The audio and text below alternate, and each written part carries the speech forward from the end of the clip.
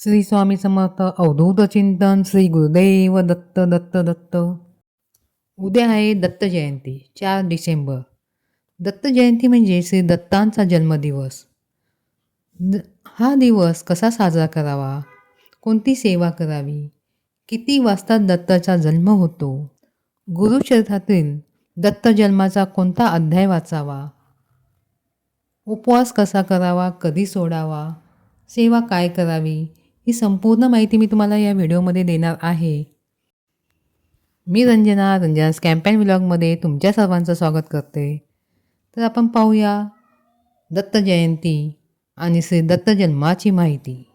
संपूर्ण माहितीसाठी व्हिडिओ शेवटपर्यंत पहा.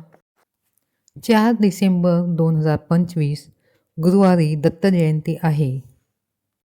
मार्गशीर्ष पौर्णिमेला दत्तांचा जन्म झाला होता, म्हणून या दिवशी प्रदोषकाळी दत्तजन्म सोहळा साजरा केला जातो. 2025ची शेवटची पौर्णिमा ही मार्गशीर्ष पौर्णिमा आहे. या दिवशी दत्तगुरूचे विशेष पूजन कसे करावे ते मी तुम्हाला सांगत आहे. मार्गशीर्ष पौर्णिमा 4 डिसेंबरला सकाळी 8:37 मार्गशीर्ष पौर्णिमा सुरू होत असून 5 डिसेंबरला सकाळी 4:43 ही पौर्णिमा संपते. म्हणजे आपल्याला संपूर्ण दिवस भेटतो दत्तांची पूजा करण्यासाठी.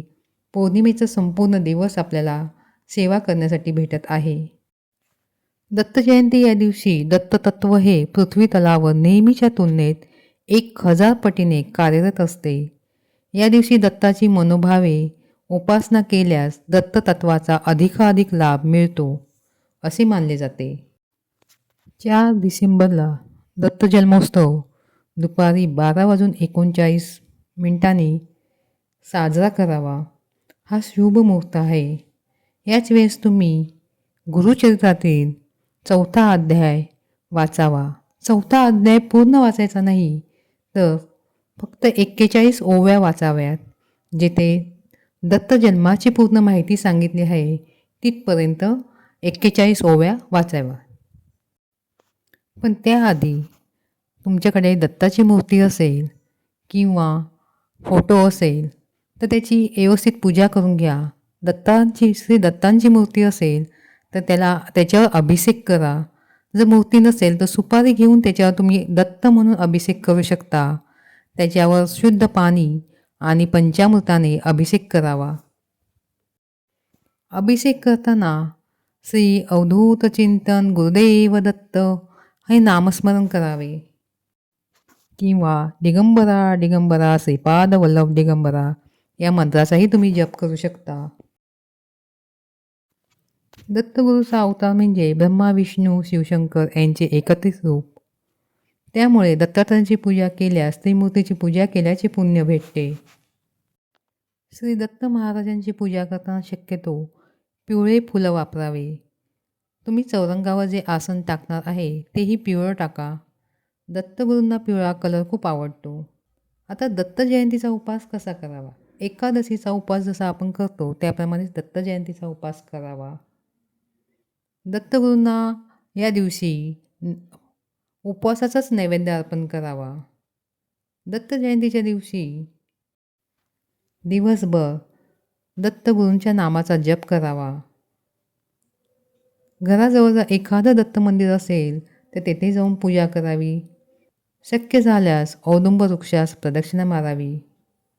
उपवासाचे पारणे म्हणजे उपवास दुसऱ्या दिवशी सोडला जातो, तर दुसऱ्या दिवशी तुम्ही पुरणपोळीचा नैवेद्य आणि घेवड्याची भाजी हा नैवेद्य दत्तगुरूंना अवश्य दाखवा. जर तुम्ही गुरुचरित्राचे पारायण केले असेल, घरीचे पारायण केले असेल तर घरामध्ये तुम्ही जन्मोत्सव साजरा करावा. घरामध्ये चौरंगावर स्वच्छ वस्त्र अंथरावे. चौरंगावर दत्तगुरूंची प्रतिमा मूर्ती स्थापन करावी.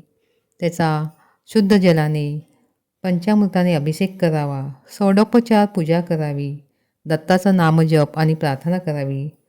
संध्याकाळी दत्तस्तोत्राचे पठण करावे. दत्त बावन्नी बोलावी. दत्तगुरूंची पूजा धूप दीप आरती करून सुंठवड्याचा प्रसाद वाटप करावे. आपण दत्तांना अवधूत हे नाव दिले. अवधूत चिंतन श्री गुरुदेव दत्त. तर अवधूत याचा अर्थ असा आहे की नेहमी आनंदात रमणारा, प्रत्येक क्षण वर्तमान काळात जगणारा असा होतो. दत्ताच्या हातात कमंडलू व जपमाळ हे ब्रह्मदेवाचे प्रतीक आहे. शंख आणि चक्र भगवान विष्णूचे, तर त्रिशूळ आणि डमरू शिवशंकराचे प्रतीक आहे. दत्ताच्या पाठीमागे असलेली गाय म्हणजे पृथ्वी आणि 4 श्वान म्हणजे 4 वेदाचे प्रतीक आहे. दत्तगुरूंनी पृथ्वीला आपले गुरु मानले होते. पृथ्वीप्रमाणे सहनशील आणि सहिष्णू असावे अशी तिच्याकडून त्यांनी शिकवण घेतली होती. अग्नीला गुरु मानून आपला देह हा क्षणभंगूर आहे अशी शिकवण त्यांनी अग्नीच्या ज्वालेपासून घेतली होती. अशा प्रकारे चराचरातील प्रत्येक वस्तूत परमेश्वराचे अस्तित्व आहे हे पाहण्यासाठी श्री दत्तगुरूंनी 24 गुरु केले होते. दत्त जयंतीच्या दिवशी गरिबांना आणि गरजू व्यक्तींना अवश्य दान करावे. दान करणे हे शुभ मानले जाते. दानात दान अन्नदान हे सर्वात श्रेष्ठ आहे. मार्गशीर्ष पौर्णिमा असल्यामुळे जे सत्यनारायणची पूजा करतात त्यांनी याच दिवशी सत्यनारायणची पूजा करावी. मार्गशीर्ष पौर्णिमा हा दिवस खूप महत्त्वाचा आहे. आपण दत्त जयंतीच्या दिवशी ह्या चुका अजिबात करू नये.